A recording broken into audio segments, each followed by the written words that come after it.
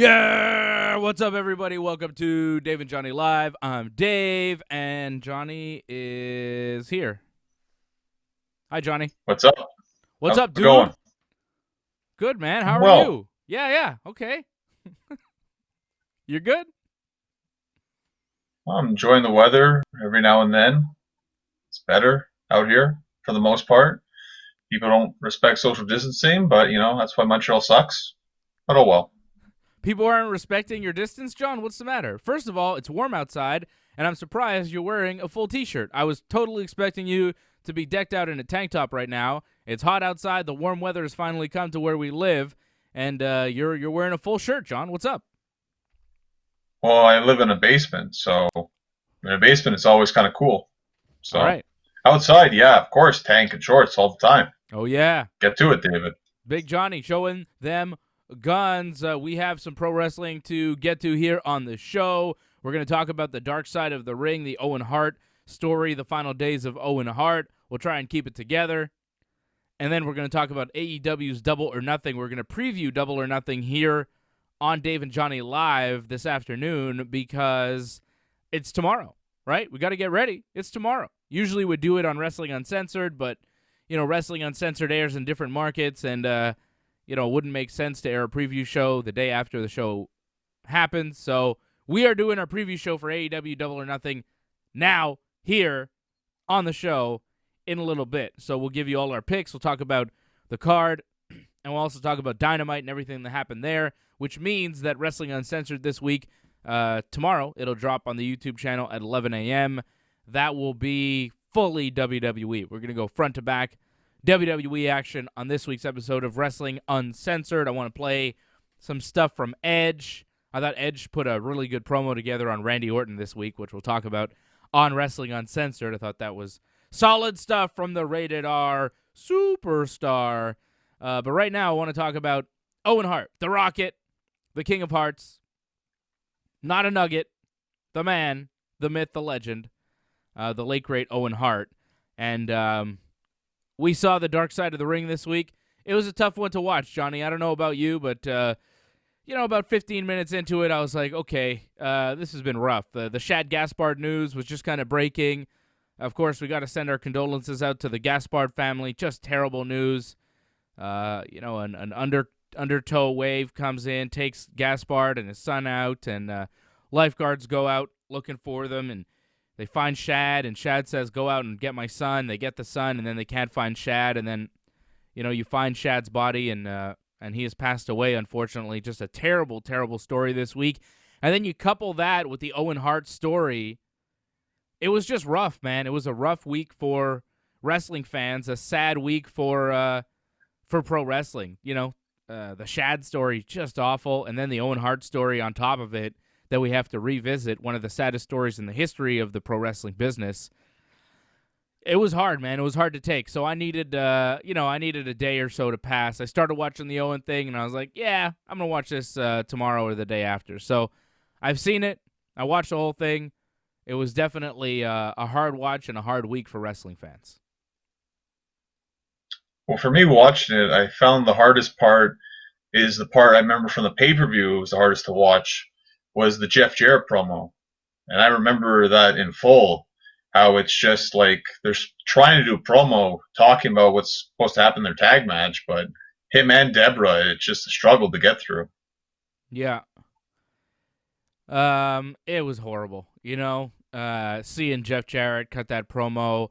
There was a picture of The Undertaker, like a little animated GIF I saw of The Undertaker in the ring after it had happened, and you could just see the look on his face. Just horrible. And then, of course, you remember the next night on Raw, right? The tribute show that they did to Owen, which was so emotional, so hard to watch, right? It was just, oh, man, it was so sad the next night on Raw. The whole thing where you saw all the superstars come out, they did the 10-bell salute, and then everybody was talking about Owen and crying about Owen. I still remember that vividly. I remember the whole thing. I remember the pay-per-view. I remember the Raw the next night more than anything. It was so sad. It was so senseless. And now we're revisiting the whole thing. It's awful, and we're seeing the more human side of it, seeing Martha Hart, his widow, interviewed, seeing his kids, Oj and Athena, interviewed. And you see the impact on them, man, just devastating. They lost their father for no reason. And, you hear about Owen Hart, what kind of a guy he was, such a good man, a guy that was in the wrestling business to get out of the wrestling business to spend time with his family. This guy wanted to save all the money he could so he could have a nice, comfortable life at home when he was all done, and he was looking to wrap up his career. And all that sacrifice for nothing. All that sacrifice he made on the road to try and plan for the future, and he didn't get to have that future. You hear stories about Owen Hart who used to travel with fans. And don't forget, you're a WWE superstar. Still to this day, you have to pay for your own travel. So that means your rental car or whatever and your hotel. So Owen would ride with fans who would give him a free ride. And then sometimes he would even stay with the fans. That's how he would get around. That's the type of sacrifices he was willing to make. Those are the kinds of adventures he was willing to get himself into for his family to save the money on the road. No one does that. I think Mick Foley is the only other guy I've ever heard of doing that kind of stuff on a WWE level. I mean, of course, indie wrestlers do it, but they needed to get by. But Owen didn't need to do that, but he did it because he wanted to save as much money from whatever loop he was on for his family, for the future. Just a terrible story. I thought I was going to get emotional talking about it, but I feel like I've talked about it enough and enough time has passed. I think I'm all right, John. I think I'm all right. But it was just so sad to watch. I definitely got teary-eyed watching the thing. It was hard to take. It's hard to, to see the clip that they used for Owen. It's hard to see, the ring and the broken boards that the guys had to wrestle in afterwards. It's rough, It's a rough story. And, again, so senseless. It just didn't need to happen. What did you think of the documentary itself, Johnny? Well, I thought it was definitely one of the best ones they've done so far. It just felt like they could have done another 2 parts at least. Because I felt you only got Martha's side of the story. And there's so much on Owen's career, so much on what Owen does. Like, they have like an extra segment that they didn't even air about Owen and his pranks. Because that's what a lot of people remember Owen for. And they couldn't even air that. So I just felt this was good, but there's so much more they could have done. Like, we didn't even get to hear from Brett or any other members from the Hart family. Yeah, I was actually asked about that earlier today. I was on with our friends in Peterborough on Extra PTBO. And they were asking me, why? And they felt that, one of the guys there felt that it was a little bit one-sided, the documentary, right? You only got Martha's side, Martha and her kids, and you didn't get anybody else. Obviously, the WWE is not going to do anything. They're not going to say anything, right? They're not going to participate in these things. But they were wondering why the Hart family wasn't included. And I feel like if the Hart family was included, Martha wouldn't have done it. Let's not forget, this is the first time we've heard from Martha Hart since this happened. It happened in what, 1999? May 23rd, 99, yeah. 21 years ago tomorrow, right? Tomorrow is the 21-year anniversary. She hasn't spoken about this publicly at all. We haven't heard from Martha Hart. Now she's doing a documentary about Owen. This is her side. You want to hear everybody else's side? Go ask them. Go listen to interviews that they've done. Brett's already talked about it. I understand people wanted to hear from the Hart family. Stu and Helen's kids, maybe. But I think if they were included in this thing, you wouldn't have gotten Martha's story. And I think right now Martha's story is the most important thing because we haven't heard it. We have not heard Martha's side this whole time. And, you know, I was really interested in the Chris Jericho interview. I actually thought that the Chris Jericho interview was where I learned more about Martha and her thoughts and about the whole story. So I encourage you to go listen to that Talk is Jericho episode with Martha Hart. Fantastic. And I got the impression from what people were saying about Martha, from what Bret himself said about Martha, was that Martha didn't like pro wrestling. And a lot of people around the wrestling business would say, oh, well, Martha's using this as, you know, a way to get back at pro wrestling. She always hated wrestling and all that kind of stuff. That's not true. She's just upset with the WWE because they didn't treat her husband very well, and they were negligent, which led to his death. Martha Hart did not hate professional wrestling. She appreciated Owen Hart's matches. She appreciated the athleticism and how great of a wrestler her husband was. And Owen Hart has been inducted into other Pro Wrestling Hall of Fames. The one in Iowa there, right? That one? I believe so. Right? That one inducted Owen Hart. She just doesn't want Owen being inducted in the WWE Hall of Fame because she doesn't want WWE being able to profit one penny off Owen Hart's name. And that, I understand. And that needed to be said, and that needed to be out there. Because for years, the story on Martha was, Martha hates wrestling, that's why Owen won't go into the WWE Hall of Fame. That's just not the case. She doesn't hate wrestling. She doesn't hate Owen's fans. In fact, there's a t-shirt. There are a couple t-shirts out now for this Dark Side of the Ring thing that you can get, I think, on Pro Wrestling Tees for Owen. There's Owen shirts, and she said she wanted to put them out so that, you know, her fans could get some Owen Hart merchandise, some memorabilia. I would like an Owen Hart shirt. I'm probably going to pick up an Owen Hart shirt because I was a big Owen Hart fan, and I'd love to have an Owen Hart shirt. I'm wearing my Bret Hart shirt right now. I'm a big fan of the Hart family. I love the Hart family. I don't think that there are a few people, I think, in the world that have studied the Hart family as closely as we have, Johnny. Right? As far as the world-renowned Hart family experts, we know the Hart family pretty well. We've studied, you know, who they are and what they've done. And, you know, we're both huge Bret fans, huge Owen fans, but, you know, we know all the inner workings of the Hart family. And this is a hard one because it affects the Hart family, and I love them all. You know, even the ones that weren't, you know, Bret or Owen. I've met Smith Hart, rest in peace, the oldest of the Harts, the first child, right? Stu and Helen's first son, first child.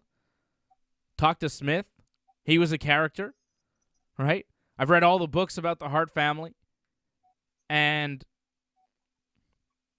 this one's rough because, you know, you love them so much and you don't want to see all the tragedy and you don't want to see them torn apart. But this thing definitely tore them apart.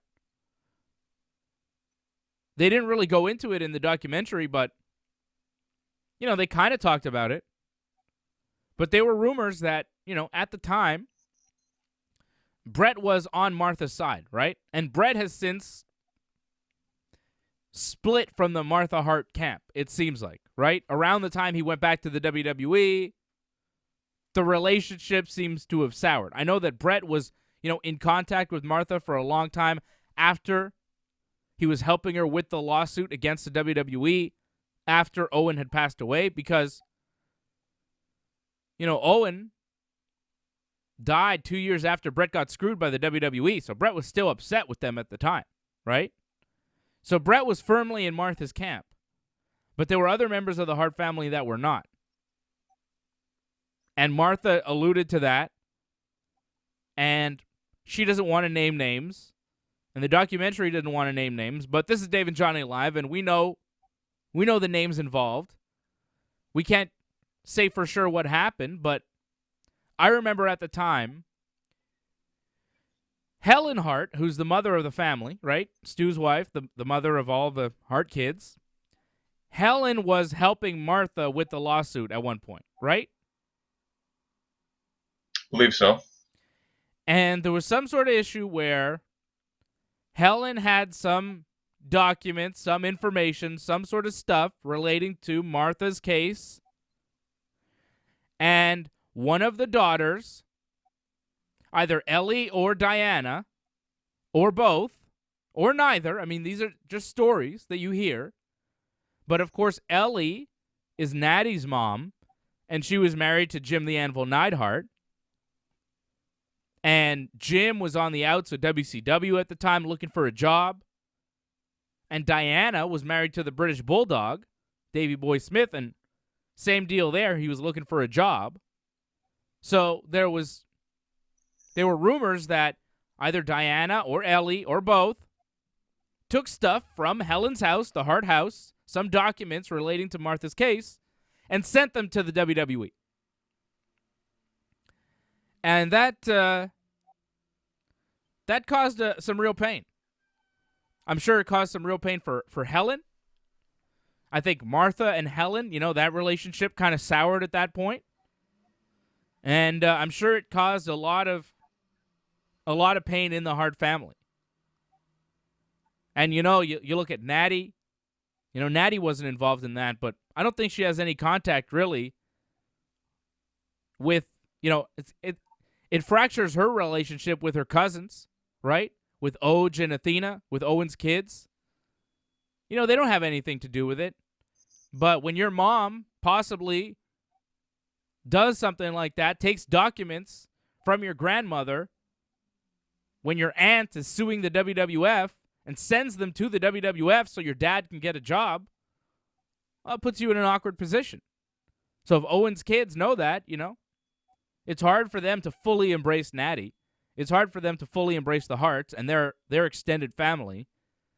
And I don't think they really ever have. Owen's kids have been estranged, for the most part, from the Hart family, and that's sad. It broke up the family in many ways. It's pretty awful stuff. I hope that Diana and Ellie didn't actually do that, but I don't know. You never know. Well, this is why it's great to hear the other side of the story. And we're not getting that other side of the story, unfortunately. I'd like to hear Ellie or Diana comment on it. Diana's on Twitter, isn't she? Bulldog's widow? I don't know. I'm looking at Diana's Twitter. It doesn't seem like she's commented on it at all. Maybe she didn't watch it. But nothing. Nothing from Diana's Twitter. I don't know. I don't know if the Hart family has commented on it. I don't know. I'd like to know Ellie's comments on it. I mean, she wasn't named in the documentary, but it was implied, right?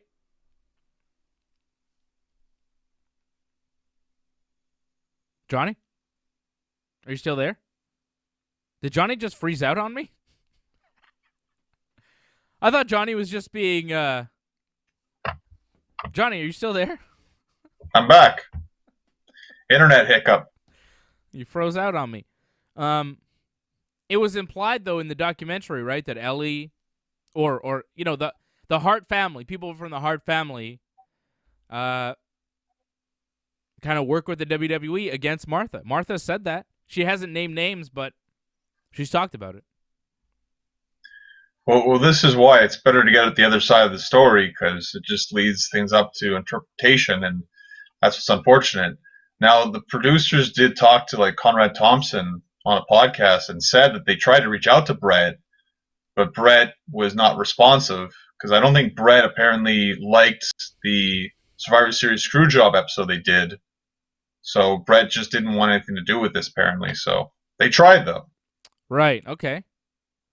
Well, it would have been interesting to get Brett's perspective on it. And I guess if Martha was okay with Brett talking, you know, but I know Martha had a lot of control over this thing, and it was what it was. It was her perspective. It was her story, and it's her story to tell. This is her husband. So her kids that grew up fatherless. It's a really sad, terrible tale. It's terrible that this happened. The fact that they went up on that catwalk afterwards, that's crazy that they pulled that off. Like, I don't know, like that really messes with you that they did that. I'm very surprised. Yeah, she went up there and took her kids up there to see what happened and where he fell from, and they seem to think that was a good thing for their, kind of understanding and their closure for the whole thing. But it seems traumatic to me. I don't know. But I'm glad that they were able to move on, and they seem to all have successful lives, and they seem to be doing well. I'm glad to see them doing well. I'm happy that this didn't destroy them as a family, that they were able to pick up and move on and have a good life and help people, with the Owen Hart Foundation. I'm glad that they've been able to make a good life despite the tragedy that hit them. Well, it seems like they definitely did what they could to get through it, but it just seems like, unfortunately for the Hart family itself, it seemed like this split it further apart. And I feel like something like this will actually do more damage for the family. What do you mean? Like this documentary? Well, now yeah, exactly. This is just going to lead to more speculation, arguments between the two. I can see a lot of sides being very divided over this. I think they're already pretty split. I don't think you can split it anymore. There's no real relationship there. I heard Martha talk about them. She's like, I'd say hi to them if I saw them, but there's no relationship to speak of with any of the Harts. And that's not going to change. Well, that's just how that's how it is. That's really, really sad. And it's highly unfortunate that it's just terrible that this happened. It happens, though. Different things happen in families, and you don't talk to certain people. I know you must have certain family members you just don't talk to. I've got family members that I don't talk to. I've got an uncle I haven't spoken to in years. Don't plan on it. I'm not going into that. Well, it's sad, though, isn't it? It's sad. It's unfortunate that happened. It's less sad for me than it is for other members of my family, believe me. But I'm not going into that. But it happens, families, things happen over time. Breaks happen, and, hey, it's life. It's unfortunate. It's not ideal, but it's part of life. And I understand that. I want to give a shout-out to everybody on the chat. Bob Cote, Woods MMA UK, Freddie Garcia, my main man, Freddie, Stefano Mocella. What's up, Stefano? AJ DeLesio. He wanted me to cry. I didn't cry. Andy Burrows says, evening, gents, because it's evening time where he is out in London, England. I did not cry. I did not cry. I thought I was going to. I came a lot closer to crying during the Benoit thing than this thing somehow. I don't know. Well, maybe, you've just gotten used to it now, I guess. You're more numb from this, I guess. I'm desensitized. Maybe I got all my crying out for the Owen thing when I watched the documentary itself. I don't know, man. I don't know. Or maybe I'm just in a good mood because it's summertime and AEW Double or Nothing is happening tomorrow. Maybe that's it. Maybe I'm just hyped for Double or Nothing. I hope it's good. I'm skeptical, but let's hope. Or maybe, John, maybe I'm just excited to welcome in our new sponsor because I know you're gonna be really excited about this. Of course, you saw our Valentine's Day episode of Dave and Johnny Live where Johnny pulled out that old rusty clipper that he used for his nether regions. Well, no more, John. You can shave your balls with a tremendous product from Manscaped. You go to manscaped.com, promo code ringside20 for 20% off and free shipping at Manscaped. You want the best products in male grooming? Get yourself the Lawnmower 3.0. You want engineering? Lawnmower 3.0. This thing, tremendous. And I'm telling you, John, they're going to send us some soon. I'm very excited about this. We're going to get all sorts of stuff for the male grooming, and you'll be able to tell us all about it, right? Manscaped.com, code word Ringside20, promo code Ringside20 for 20% off and free shipping on all your Manscaped products. They've got the cool razor, sleek, smooth. Johnny North, you're a guy who likes to shave your body a lot, right? Are you excited about this? I mean, come on. You brought out the razor. Look at this. They got ball deodorant. I know you need that, Johnny. I know you got smelly balls. You need this ball deodorant from Manscaped. Go to manscaped.com, promo code Ringside20, and hook yourself up right now. Johnny, you must be really excited about this sponsorship. You're going to get a new ball trimmer, man. Well, what's great is this wasn't available in Canada before, so now it is. And now That's people right. can order it and get 20% off with our promo code, which is even more fantastic. Yeah. It's like debuting in Canada. We've got a promo code, Ringside20, manscaped.com. Pretty awesome, John. Pretty awesome. Can't wait to get all this stuff in our hands so we could tell you about it firsthand or first balls. I don't know. It's going to be good. I'm excited about it, John. I'm surprised by that because you weren't big on shaving balls, but I'm glad that you finally turned. Well, yeah, I'm not big on it, John. I'll tell you. I mean, it's not. Well, oh man, it's not something that I do regularly. But because of Manscaped, I'm gonna try it out, brother. I'm gonna try it out, and I'll tell you how it is. Maybe I'll get my girlfriend in here. Maybe I'll get my partner in here, and she could tell you what she thinks about it. Spicy. If you want, sure. I mean, I don't think she would accept that. But I'd do it. Anyways. Okay. John, moving on. Manscaped. Manscaped. Don't forget Manscaped. Great product. Fantastic. Promo code Ringside20. Go right now. Let's tell our friends about Stitcher, too, while we're at it, shall we? Stitcher. At the Ringside Report Network, we have been producing podcasts for about 15 years. Wrestling Uncensored, Ringside Report MMA, all on Stitcher. Stitcher offering you the Ringside Report universe as part of their sponsorship of our work, a special offer on Stitcher Premium. Besides all of our shows, there are 100,000 podcasts on Stitcher Premium. Your iPhone, Android, tablet, PC, Amazon Echo. On demand, ad-free. You get Stitcher Originals, bonus episodes, comedy albums. It's just $4.99 a month, $34.99 a year. Go to Stitcher.com/premium. Stitcher.com/premium to sign up today.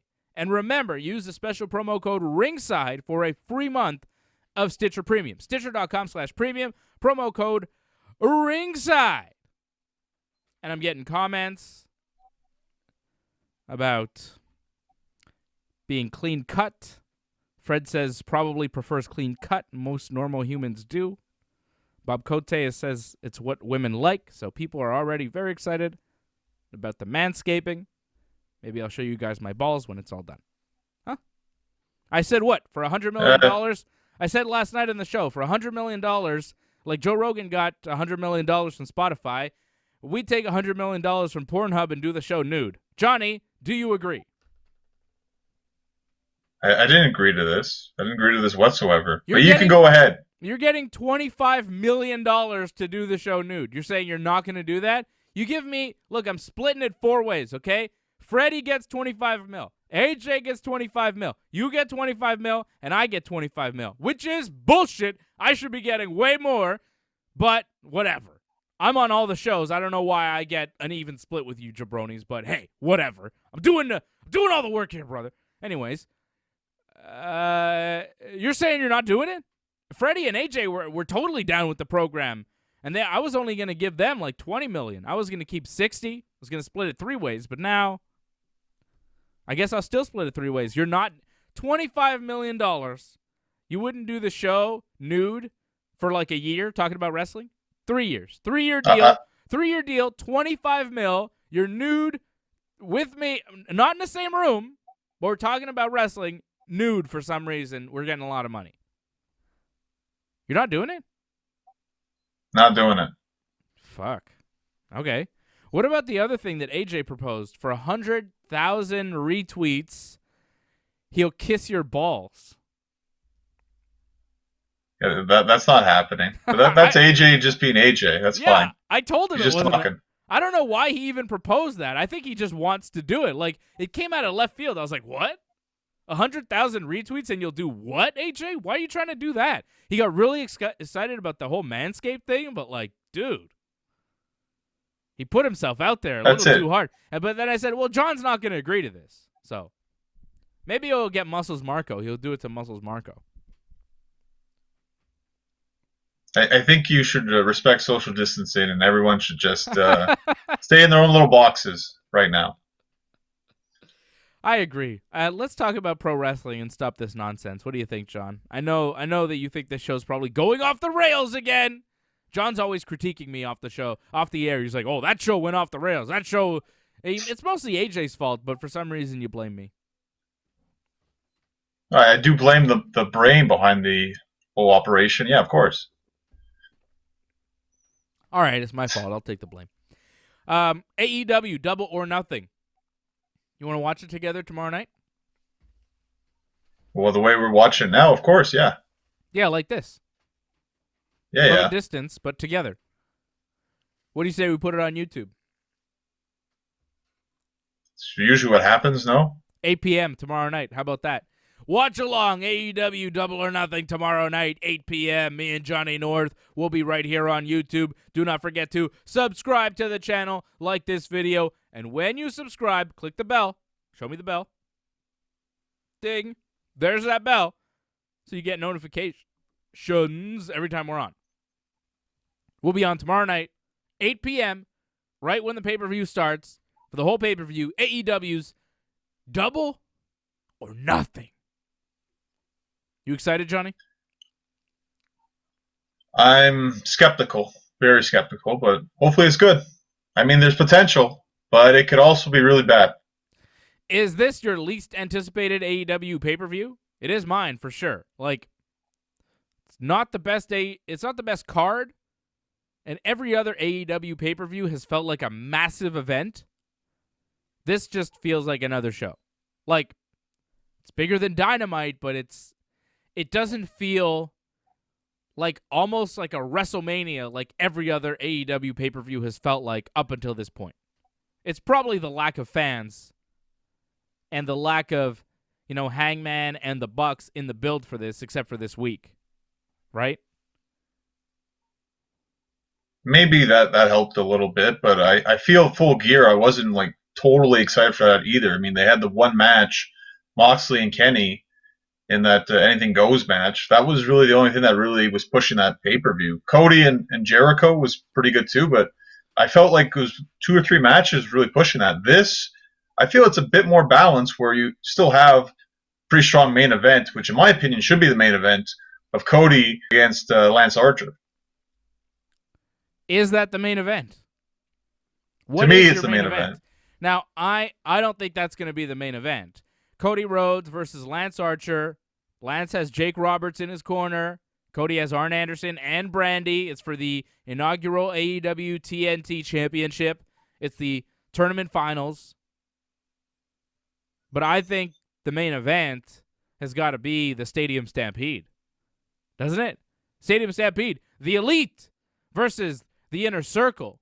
It will be Matt Hardy teaming with the Elite. Adam Page, Hangman Page, Kenny Omega, Matt Jackson, and Nick Jackson versus the Inner Circle, Chris Jericho, Jake Hager, Sammy Guevara, Santana, and Ortiz. It's going to be on a football field. The ring's going to be at the 50-yard line.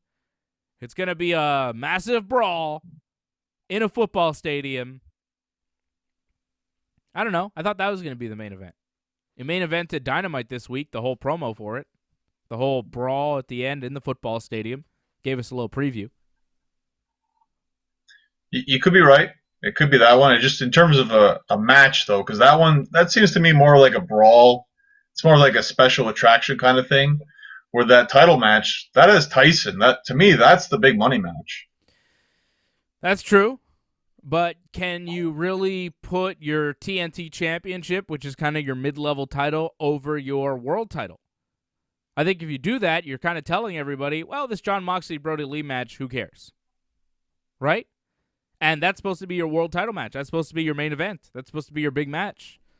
That could be the last match on the card, too. I figure this way, by doing the Elite versus the Inner Circle as your last match, you know, you eliminate the, oh, well, what's more important, the TNT title or the world title? You can put the world title on before the TNT title on the card. It won't really matter as long as the TNT title isn't the last match on the card. You know what I'm saying? You make a lot of sense, and I think in the end you're probably going to be right. But again, to me, the match I'm looking forward to the most is the TNT title match. I like when you say I'm going to be right. Makes me feel good, John. You rarely say it, so it feels nice. Thank you. Rarely happens. Hey, shit, but that's not true. I'm often right. What are you saying? How dare you? You're lucky you're not here right now. I would give you a big chop. I miss chopping you. Where are you? Where are you, John? I miss you. I haven't seen you in so long. Oh, man. It'd be fun to watch this pay-per-view together, you know? Well, is your brother going to be with you, or what's happening with that? Is that allowed? I don't think so. Oh, well, then he won't be. He'll be in another box. You know? He'll be like up there. Boxes are good. Yeah. Boxes are great. We're all in our boxes right now. That's how we live. We live in this box. I feel like I've been stuck in this box for months. I don't know. They let me out once in a while for air and food, but that's pretty much it. I'm stuck here. So, let's get to the actual matches and start giving some predictions for this thing. Well, let's run down the card first of all. It will be Cody versus Lance Archer for the AEW TNT title. Mike Tyson will present the championship to the winner. MJF goes one-on-one with Jungleboy. Jon Moxley defending the AEW World title against Mr. Brody Lee. A casino ladder match for an AEW title shot will feature Darby Allin, Boom Boom, Colt Cabana, Freshly Squeezed, Orange Cassidy, Rey Fenix, Scorpio Sky, the Bad Boy, Kip Sabian, Frankie Kazarian. Is he the Bad Boy? No, what is he? He's the...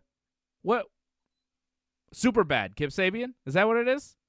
Super Bad, yeah. Bad Boy is Joey Janela, I think. Yeah. One's Super Bad, the other's the Bad Boy, and they're all associated with Penelope Ford, who is also quite bad. And I'm not talking about her attitude. I'm talking about her wrestling ability. Whoops. Sorry. She's on par with everyone else in AEW, I find. No, she's not. Well, okay. We'll talk about Chris Statlander in a minute, John. Oh, God. I'm mad at Chris Statlander. Okay. Also, who else is in this godforsaken match? Am I not done? So Darby Allin, Colt, Orange, Rey Fenix, Scorpion Sky, Kip Sabes, Frankie Kazarian, the Luchasaurus, and someone else. Who's the mystery person? Mystery? Just mystery? Well, I'm thinking someone from WWE that was released. But it could only be like someone like Drew Gulak because he doesn't have the 90-day no-compete clause. Because the other ones, their no-compete only ends July 15th. Aww. And the other... I was hoping for Rusev Pudria, Rusev Machka. No? No Machka? I don't know if he'd fit in the ladder match, though. The ladder match, I don't know if that's a great fit for him. Come on. Give me... just as a... I just can't wait to see Rusev outside of WWE. I think that man is going to tear it up. Let's go, Rusev. Miroslav. No? Yeah, you have to wait for all out, I guess, for that. Okay. I guess I can wait. So you think it'll be Drew Gulak? Gaba Gulak? I can't think of anyone else that'd be possible. I mean, maybe one of the Revival, but it's kind of ridiculous to waste it on one member. You know who's not doing anything these days? Kazuchika Scott Steiner? Okada.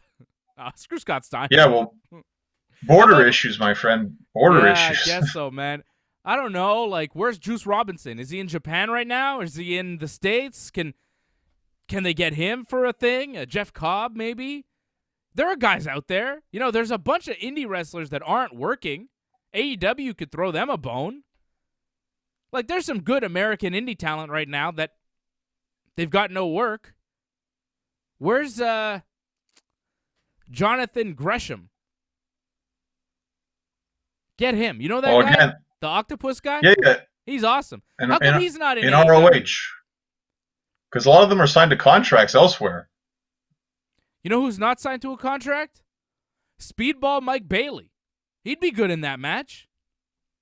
Border issue again. Oh, yeah, he can't go to the States because he's stuck in Canada. I heard Mike Bailey, he did a Colt Cabana podcast. He's looking for a construction job. So if I don't know if he got one or anything, but if you have a construction job for Speedball Mike Bailey, hit him up on Twitter because he's looking for a job. Like if you're in the Quebec, Montreal area, he's a great wrestler, but he can't wrestle. So I think he's looking for construction work possibly. So hit him up on Twitter. Just PSA for him. That's crazy, right? I know Thomas Dubois has a job in construction. Oh, okay. So maybe he can hit him up.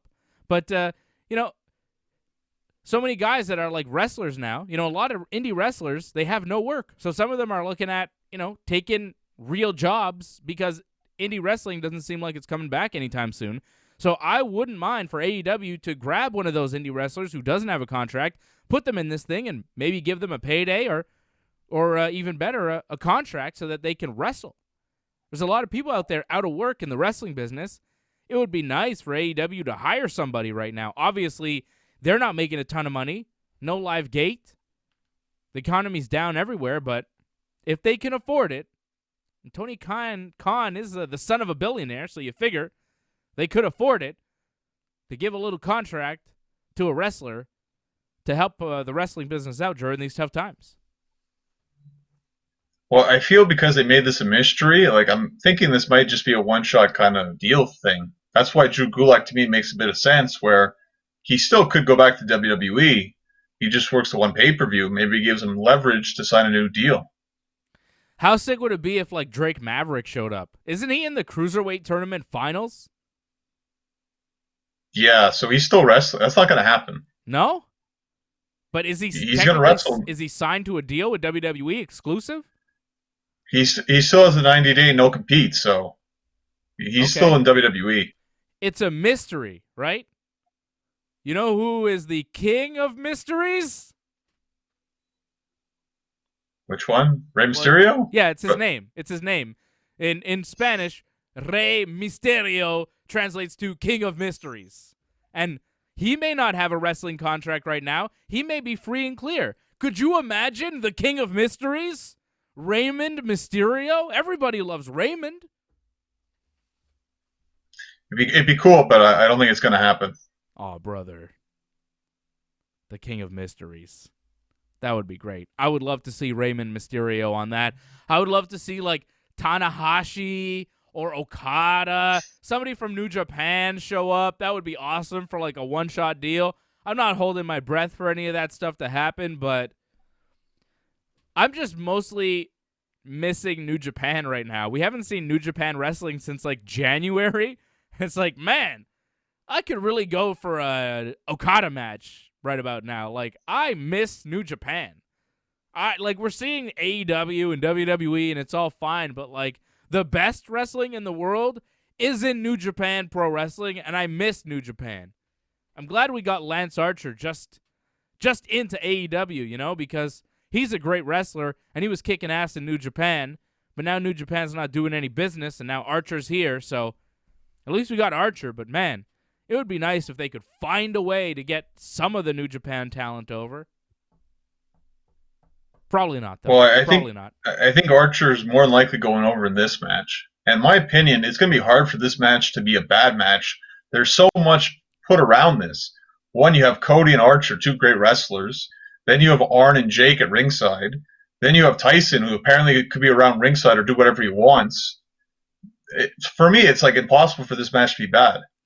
I can't wait. I think this is going to be awesome. I don't know who's going to win. I think Arn Anderson and Jake Roberts might get physical. Arn threatened to spine buster Jake. Jake and Arn cut a promo on each other. It was just Jake and Arn. Archer and Cody weren't there. I thought the promo was awesome. As an old school wrestling fan, I loved it. And then when they got up and Jake tossed the table and they were going to try and fight and then the refs had to separate them, that was amazing. Let them fight. Let's see what would happen.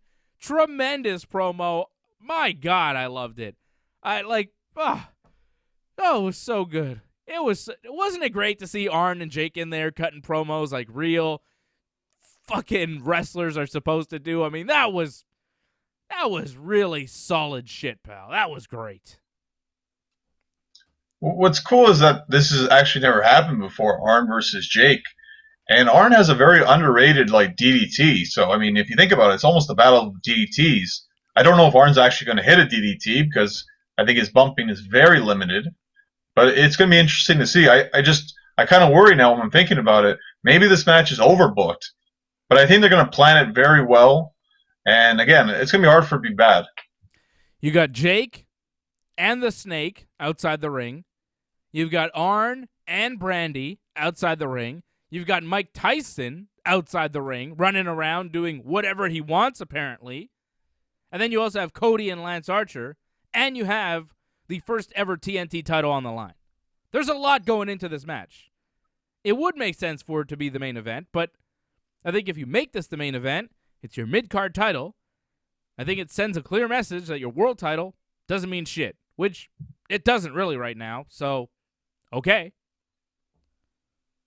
I am down with Cody or Lance Archer as the main champion over Brody Lee or Jon Moxley.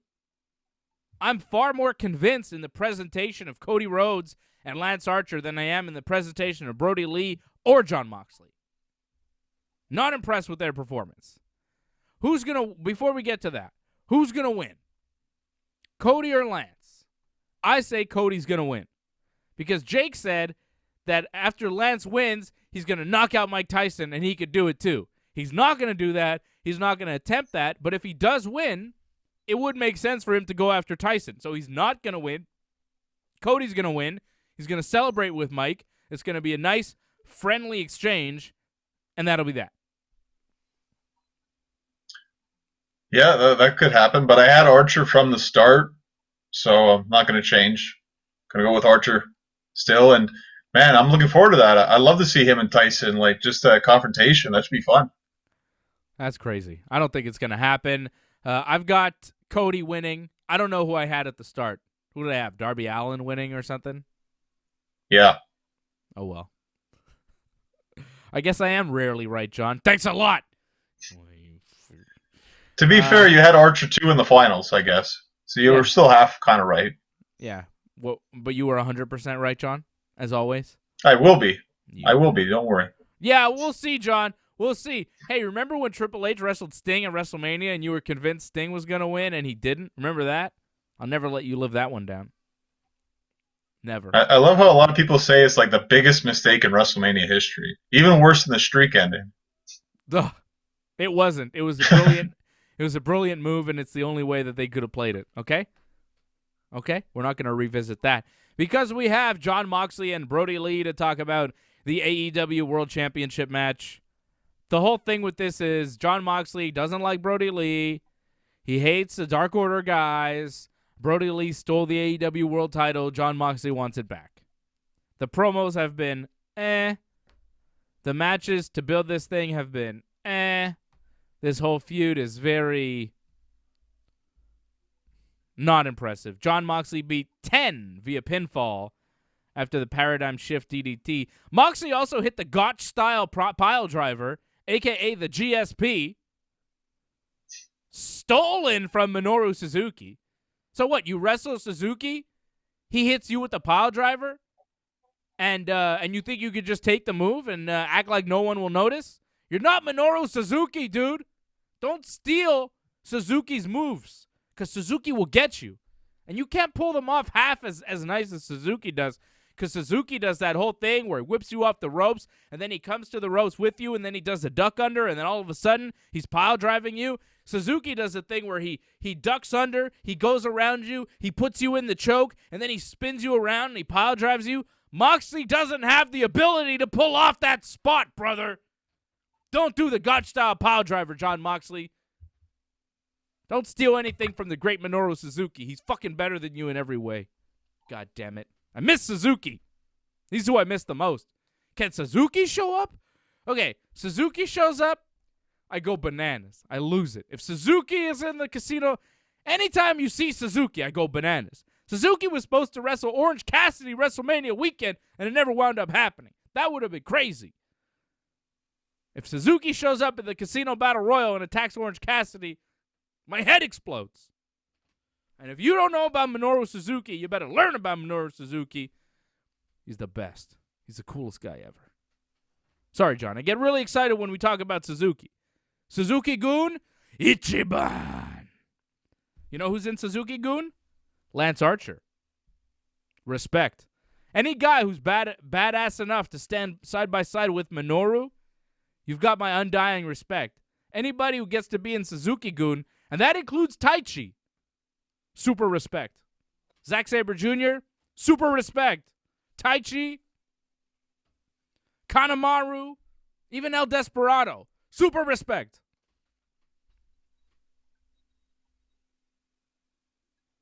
I'm done, John. Are you still frozen? Are you there? I think I'm unfrozen now. Were you frozen? Oh, yeah. But who do you have? I guess you have what? Is it I didn't pick anybody. Moxley or? I didn't pick anybody. I went on and on about how much I love Minoru Suzuki. And he's not even in this match. Who do you have for the match?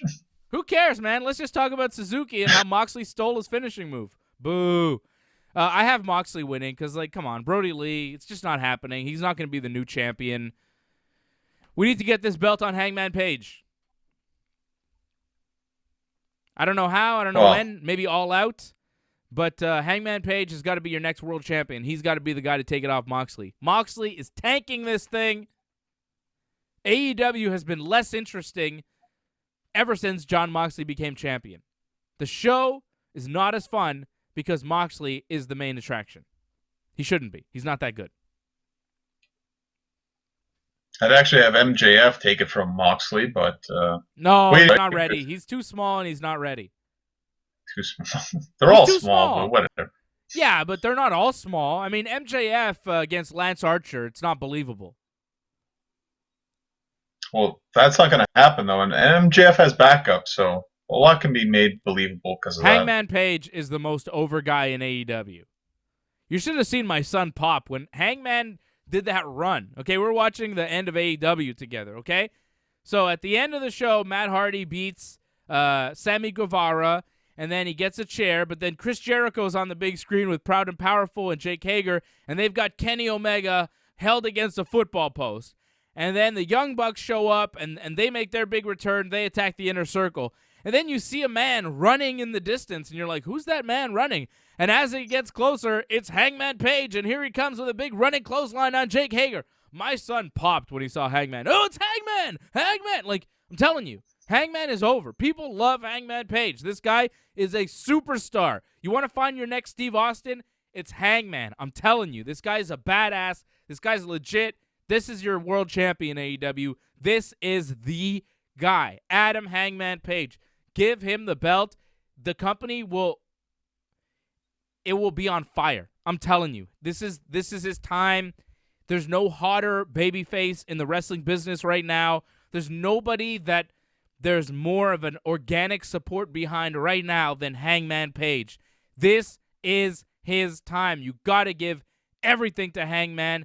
When it happens, when Hangman becomes a world champion, it's going to be a massive celebration amongst wrestling fans. I'm telling you, this is the thing to do. I think AEW has figured it out, but let's make sure that they know, because it seems clear to me that Hangman is the guy in AEW right now. I don't know about you, John, but I don't think there's anybody more suited to be the world champion in that company, including their current champion, Jon Moxley. I think Hangman is the guy right now. Well, no, I'd give it back to Jericho, actually, but Hangman, he's still one half of the tag team champions, so I think you got to get through that storyline first with him and Kenny. Then we can move on. Okay. Well, we will. I don't think they're going to hold on to those titles forever. Let's go with that Moxley-Brody Lee match. Do you think Brody Lee has any shot at taking the title? I don't.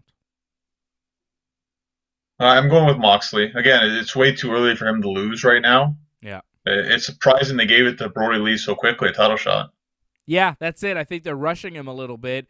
If you would have built him up a little bit more, he might be believable in this role. But because he's getting the shot so quickly and Moxley has just, won the title, this is his, second defense?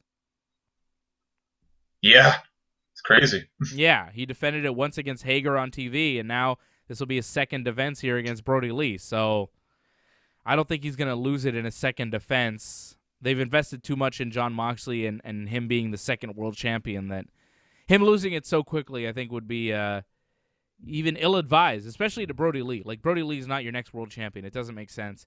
Okay, how about the casino ladder match for a future AEW world title shot? Darby Allin, Colt Cabana, Orange Cassidy, Rey Fenix, Scorpio Sky, Kip Sabian, Frankie Kazarian, Luchasaurus, and a mystery opponent. Who will win? Will it be the mystery opponent? Will it be Scorpio Sky? It seems like it's going to be Scorpio Sky. They built him up. They seem to want to give him a singles run. Giving him a title shot makes sense. Scorpio Sky versus Jon Moxley is not a match I'm particularly interested in seeing, but I think that's where they're going.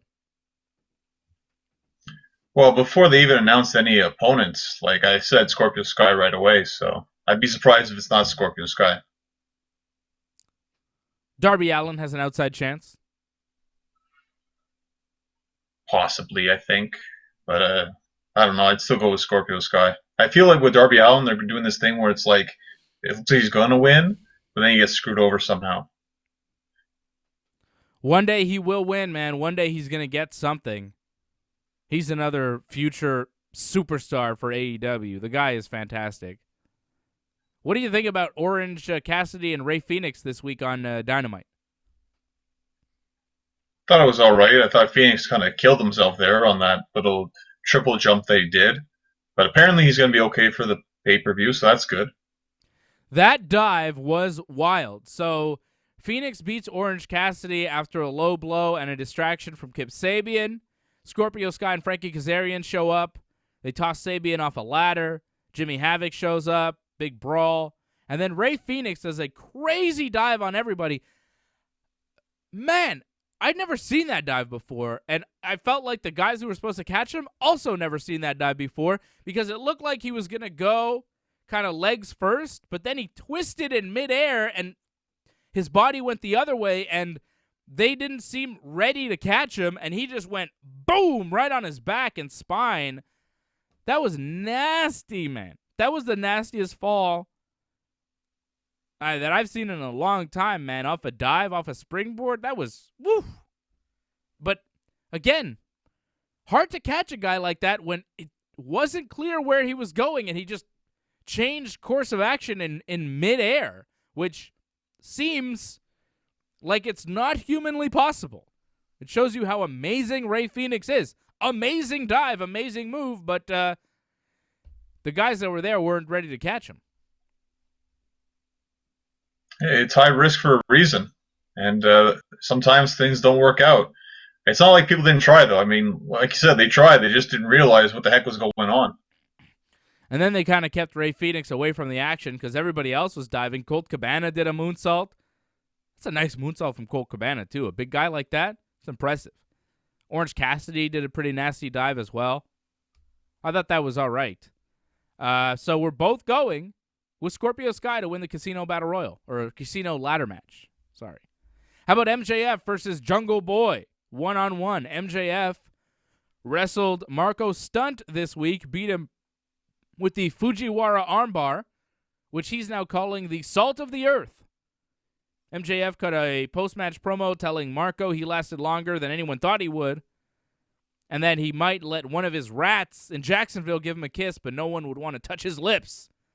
And the MJF then tells Marco, kiss the ring, and punches him in the face with the ring on. Luchasaurus and Jungleboy hit the ring to make the save after.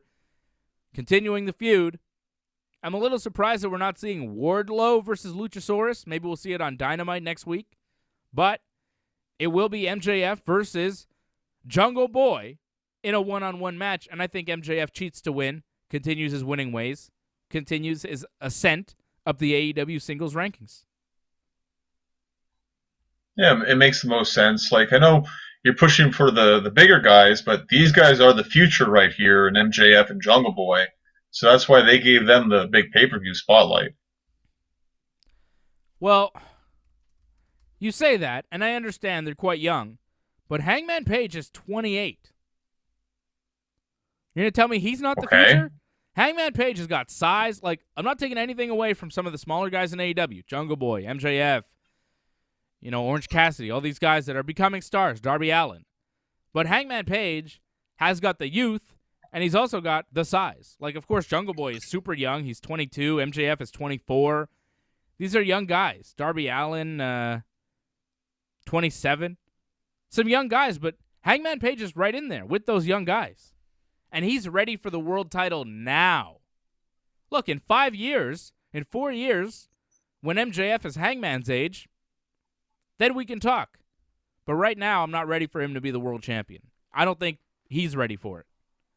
TNT champion? Maybe. Maybe he'll take the title away from Cody. But I don't see him as the top dog right now in AEW. I'm not believing that. I believe Jon Moxley more than MJF. I don't think that they've built MJF enough to the point where you see him legitimately beating Jon Moxley without help from Wardlow. You got to get to the point where you believe in MJF as a legit threat that he could win the match. Right now, you put MJF in there with Jon Moxley. I mean, come on. You know how this is going to go, right? Just the way it's booked, Moxley would beat him pretty strong. MJF has not been booked to win solid. I mean, he needed a little bit of distraction from the outside to, beat Marco Stunt, right?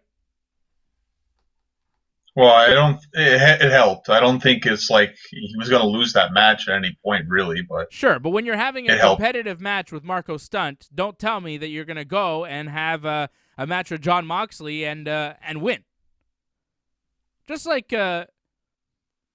somebody else had a match that was too competitive this week. Was it Cody or Matt Hardy and Sammy Guevara? Too competitive.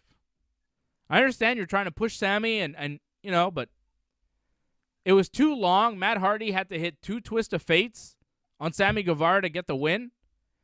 After he hit him with the first one, after Sammy did the dive and he missed, Matt Hardy Twist of Fate, 1, 2, he kicked out. It should have been 3 right there. Then they wrestled another 5-10 minutes, and then they hit the finish. Too long, and it just kills Matt Hardy as a believable main eventer. Because Sammy's not a main eventer. He's a mid-carder. We know this. You know how you know this? Because Chris Jericho and Jake Hager are in his group. And they're main eventers. Like, Jericho's up here, then it's Hager, then it's Sammy. Sammy's the third man in the rankings of the the inner circle singles rankings, right? So Matt Hardy can't have a competitive match with this guy. Have a competitive match with Jericho. Have a competitive match with Jake Hager. Don't have a competitive match with Sammy Guevara. At least not this competitive. Sammy got too much over. And I understand you're trying to build for the future, but you also have to build for right now. And Matt Hardy is a new star that you just brought in. Everybody knows who he is. He's the legend in the business. Put him over a little bit stronger so you can believe him in the weeks to come as a legitimate threat in the main event, as a credible main eventer. That match did him no favors. He won, but he barely won against Sammy Guevara. And Sammy Guevara's not a main event player. Not anywhere close to it. He's a comedic foil. He's Jericho's second banana. He's a sidekick. For now. Well, that's it, though. They're trying to build him up, but they don't want to make him a main event guy, but they want him to seem like he can compete with a lot of top guys. So that's his spot right now. But he's got a lot of talent. I definitely could see him one day being a main event guy in AEW. Yes, but do Do you disagree with me that he got a little bit too much there with Matt Hardy? Could have been shorter. It would have made Matt look a lot better. For me, it's more the finish. Like, he didn't need to hit the finish twice kind of thing. That was maybe too much. The match length, whatever. It's just more the finish. That's it. He shouldn't kick out of a twist of fate, especially when the twist of fate is the eventual finish. Right. Yeah, that's really the only problem I had with him. That's it. Okay. So, other matches on this card, we have Private Party. This is going to be on the buy-in, around 7 o'clock. Private Party versus the Best Friends. The winners are the number one contenders for the AEW World titles, or World Tag Team titles. I think Private Party wins. They have a thing going with Hangman Page on the Being the Elite show. I think Private Party will wrestle Kenny and Hangman on Dynamite at some point for the tag team titles. Oh, I think you're right because of what you said. It seems like they have something going with Hangman, and I wouldn't be surprised maybe they win the tag team titles. Maybe. Wouldn't be a bad way to elevate Private Party. Maybe some miscommunication there with Kenny and Hangman. Private Party gets the win, and then you can move on to Kenny and Hangman back in the singles division, which I think is where they belong. They're a great tag team, but, the singles division needs them as well, especially when we have Jon Moxley and Brody Lee in the main event for the world title. How about the big match? The Stadium Stampede. Matt Hardy, Hangman Page, Kenny Omega, Matt Jackson, Nick Jackson versus Chris Jericho, Jake Hager, Sammy Guevara, Santana, and Ortiz. Stadium Stampede, the Elite versus the Inner Circle. Not really sure what to expect out of this. Should be a big, massive brawl all around the arena, the stadium, the football stadium. I think it's going to be fun, though. I'm looking forward to it. I think the Elite have to win. I think this is going to be a big night for the Elite. I think Cody wins the first singles title for the Elite, and then the Elite beat the Inner Circle here.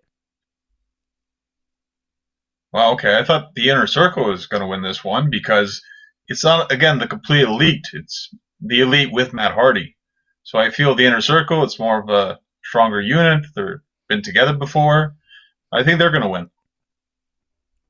Are you looking forward to this? Do you think it's going to be a mess? What's your expectation for the match? It's just going to be a wild brawl, which is fun, but just don't expect a wrestling match. That's it. There'll be some wrestling. There'll be some cool high spots. Nick Jackson will dive off something. Kenny will do something, right? They will feed their spot monkey addiction. Matt Hardy will say that at some point, right? It'll be fun. It'll be like a bigger version of the tag team match we saw a couple weeks ago, right? The Kenny and Matt Hardy versus Jericho and Sammy tag team match. This will be just a bigger version of that in the football stadium, whereas before it was like on the way to the football stadium, near the football field. Well, they set the bar pretty high with that tag match, so it's going to be interesting to see if they can match or top what they already did. We'll see. I'm looking forward to it. I think it's going to be fun. Dustin Rhodes versus Shawn Spears. Shawn Spears just decided to challenge Dustin Rhodes in a Shawn Spears news segment on Dynamite this week. Okay. Why? Right. It's your opening match, it's something solid, puts two guys that are pretty good on the card. That's it. It's fine. Dustin's good, man. I like seeing Dustin. I think he's going to win this match. I think Shawn Spears needs to win this match. Shawn Spears is just like, who cares, man? Like, he's at Ty Dillinger level again. He's just one of the guys that's there. Just like he was when he was in WWE. He hasn't made anybody care about him. I don't care about him. Sure as hell not going to care about some spoof CNN promo on Dynamite. Come on. I don't care about this match. It's got no heat. It's got no build. No one cares. Whatever. I'll go with Shawn Spears for the win, but I really couldn't care less. How about Nyla Rose versus Hikaru Tschida? It's a no disqualification, no countout match for the AEW Women's World Championship. I think Nyla Rose retains because she hasn't been champion for very long. I'd be surprised if they put it on Hikaru Tschida, but I don't know. I think the match will be all right. Yeah, I think it's going to be good. I hope it's going to be good because it's no DQ. So hopefully they can do more in this kind of match. But yeah, I think Nyla Rose is going to win. Again, she's been champion like for a couple of months, but she's only had like 2 or 3 title defenses. So I don't think she's in the title right away. Now, she took a hell of a superplex through a table on Dynamite this week. That was pretty sweet. Nyla Rose Looks like taking the that back of her superplex. head took that. Yeah, it's nasty. It looked rough. Not as rough as what happened to Britt Baker. So it was a tag team match. Nyla Rose and Britt Baker versus Hikaru Tschida and Chris Statlander. Chris Statlander picks up Nyla Rose, and, well, Tschida has her on one side. Statlander has her on the other side. The way Statlander dumped her, she was supposed to dump her. Britt Baker's sitting there, legs spread in the corner, sitting. You're supposed to dump her in between the two legs so you don't, break her leg. Statlander falls more towards Britt's right side and drops Nyla Rose completely on Britt Baker's knee. And Britt is hurt. Britt will not be wrestling on the pay-per-view. She was supposed to wrestle Statlander. Probably get hurt again. And Britt's now out for an indefinite amount of time with a knee injury. Chris Statlander does not seem that safe in the ring. There's been a lot of things that she's done on TV where I'm like, ooh, that was close. That could have been really ugly. And luckily, everything's kind of turned out. I mean, there's been some botches here and there, but things have turned out where no one's been injured. Until this week. Johnny, you're a pro wrestler. Did Chris Statlander screw up there? What happened? Well, there was a lot of problems with that. The fact that you have someone who's more of a heavyweight compared to you, and you have two people picking her up, and that just was a bad idea for a spot. Second, when Britt saw that coming, she braced for it, so she put her knee up. So that probably made it worse and more of a tear, perhaps. So it was just a lot of problems. Like, the idea of the spot was bad. Like, whoever helped book that match should have realized, like, that shouldn't have happened. Yeah, why would you dump Nyla Rose, who's gigantic, on Britt Baker, who's the tiniest woman in the match? When Britt's sitting down. Like, it's a dangerous spot to begin with. You're right. Maybe I'm putting too much blame on Statlander. Maybe whoever booked that match, it was just a bad spot. But, man, just things like that should not happen. And now Britt Baker, who I think is the biggest star that they have in their women's division, she's really shown that she can really cut a promo, and she's a good wrestler. She's got a look.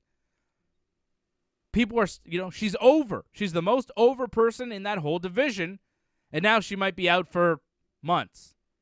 Could be a year. Who knows? Knee injuries like that, we don't know. But Britt is hurt, and it didn't need to happen, and now Britt's out. She's not going to wrestle on the pay-per-view. She's not going to be around. No more Britt Baker. One of the top characters in all of AEW, not on TV anymore. At least not in a wrestling capacity until she can heal from this injury. That was not good. Not good at all. Couple injuries on that show, right? Britt Baker suffered an injury. Matt Jackson suffered a rib injury, too, on the dive. Huh. Wow. Apparently, it might be a broken rib. It might be bruised, but there was talk that it could be broken. We don't know. But Matt Jackson is supposed to still wrestle on the pay-per-view. But apparently he suffered a rib injury when he did the dive on Dynamite this week. Britt Baker suffers a knee injury. She's doubtful for the pay-per-view. Probably not going to happen. Ray Phoenix suffered a minor injury, but he should be fine for the pay-per-view. It was a rough episode of Dynamite. A lot of people getting hurt. Just before the pay-per-view, too. Not good. Well, I appreciate the effort, and I really thought near the end there they were actually holding back for the Stampede match. So, wow, now I feel kind of bad for Matt Jackson for getting hurt. Yeah. It's, He shows up, does a couple things, a little brawl, gets hurt. It just shows you in pro wrestling, anything can happen, right? On any little spot, things can happen. You can get hurt. Giving a shout out to Bob Cote, talking about the Randy News Network. Woods MMA says it looked bad. It looked really bad. Looked really bad there on Dynamite this week, that Britt Baker thing. It was rough. It was rough. Johnny North, it's getting hot in here. It's time for me to go enjoy some sunshine. We've done an extra long edition of Dave and Johnny Live. We talked about Owen Hart. We've previewed AEW's Double or Nothing. We will be back here tomorrow night at 8 p.m. for AEW Double or Nothing, the live watch-along. And there's going to be a Battle Royal on Wednesday for Dynamite with the winner getting the first shot at the TNT champion. So they're already getting this thing going. Coming up with the number one contender. Cody and Lance will wrestle tomorrow for the match. And then they'll find out who their number one contender is with a Battle Royal on Dynamite on Wednesday. And that's it. That's the show. I'm getting the hook. Uh-oh. The little guy probably, I'm guessing. Little guy just opened the door. But then he closed it. He left. He's like, oh, yeah, doing a show. See you later. But I think that's my cue to go. Thank you, everybody, for watching. Join us tomorrow at 8 p.m. for the watch-along for Double or Nothing. 11 a.m. tomorrow as well for Wrestling Uncensored. We'll talk everything WWE, everything on Raw and SmackDown. We'll talk about Austin Theory and why Austin Theory pissed me off so much this week on Raw. That was some of the dumbest shit I've ever seen. You leave one heel group to join another heel group? He had to. Why? Like, if he got written off like that, where he left that group, he was done. Like, that's like how they write you off, like, completely from television, and then they don't do anything with you. Like, he needed to join Seth Rollins' group to stay on TV. Nope. That's how you turn into a babyface. That's how you turn babyface. He's a 22-year-old kid who looks like a babyface, who's in great shape, who does all sorts of flippy, impressive moves. He's a heel? He's a heel. He's a kid. He's an underdog. He's new. He does flips. How is that a heel? That's a babyface. Austin Theory is a fucking babyface. What are you talking about? This is a perfect time to turn a babyface. And instead, he used to be able, now, you break up Angel Garza and Andrade. They beat up Austin Theory. Okay. And then Austin Theory, does he go and get revenge? Does he join up with babyfaces to get revenge on the guys that just beat him up? No. He joins Seth Rollins and Buddy Murphy. Are they going to go and attack Andrade and Angel Garza? No, because they're all heels. Oh, it was so fucking stupid. It was so stupid. Do not dare try to justify that, John. It makes no fucking sense. Are you kidding me? That was terrible. So dumb. You become a babyface. He's a kid who can flip. It's a babyface. Look at him. It's a handsome kid, good body. That's a babyface. Clearly. Come on, man. The moveset, the look, the age thing, the underdog factor. Please. Just make him another stooge heel. That'll help his wrestling career. Good luck, Austin Theory. You're going to need it. My theory is you're going to be out of WWE in 2 or 3 years. That's my theory. Not his fault. It's the way they push him. Well, he went from a mid-card team to, like, the main event team. I don't think that's a bad push. He's now second banana to Buddy Murphy. At least in Andrade's group. Banana to Angel. No, he wasn't. He was like on par with Angel. It was Andrade and then Angel and Austin. Now it's Seth, Buddy, Austin. Demoted. Third man in.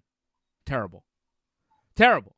It's not good. Johnny, that's it. I'm done. We'll talk about Austin Theory more on Wrestling Uncensored. We'll talk about Edge. We'll talk about Seth Rollins. We'll talk about Drew McIntyre and Apollo Crews. Is he going to be the next United States champion? We'll get to that as well. And the greatest match ever, official for Backlash. I can't wait. The greatest match ever, John. Edge and Randy. The greatest match ever. Charlie said it again this week on Raw. Holy shit. But what about Edge's appearance on the new Trailer Park Boys season that just came out? I thought that was fantastic. What? Edge is Oh, on I the guess, new yeah. season? Yeah. It just came out. Well, the 5 episodes in, and Edge is on episode 5. How are you 5 episodes in? It came out, what, this morning? Right. I've watched like half an episode. I've watched half of one. How have you how have you sat and watched 2.5 hours of this already? Is that what you were doing before we were on the show? A little bit of that. A little bit of grocery shopping, too. My God, you're busy. The Rated R Superstars on the new season of Trailer Park Boys? Well, not quite. He's this, gay wrestler called Sledge. You have to watch it. Is he on, like, one episode? Like a full episode or more than one episode? What's the story? I think it's just one so far. I haven't watched the whole season yet, but he was in one episode. And it's clearly Edge? Oh, yeah, it's definitely... Well, it's, drawn like Edge, but they say the name is Sledge. But it's definitely Edge. It definitely sounds like him. That's awesome. Yeah.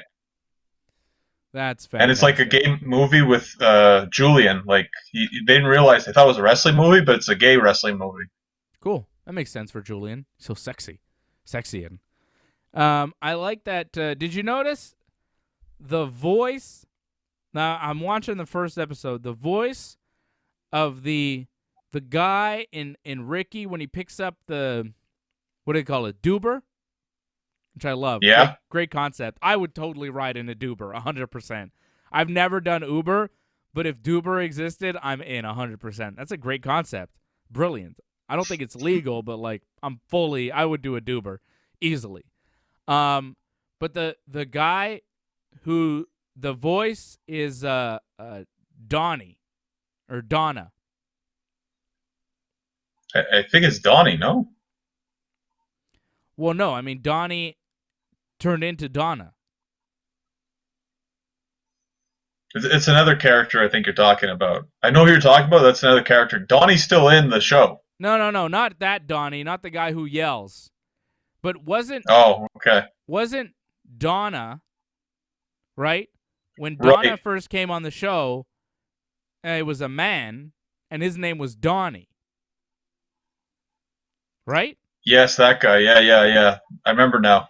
That was a couple seasons ago. Yeah, but then she turned into Donna, right? And then she was with Randy for a bit, and then she went with Barb and that other one, Candy. Remember Candy? She was scary.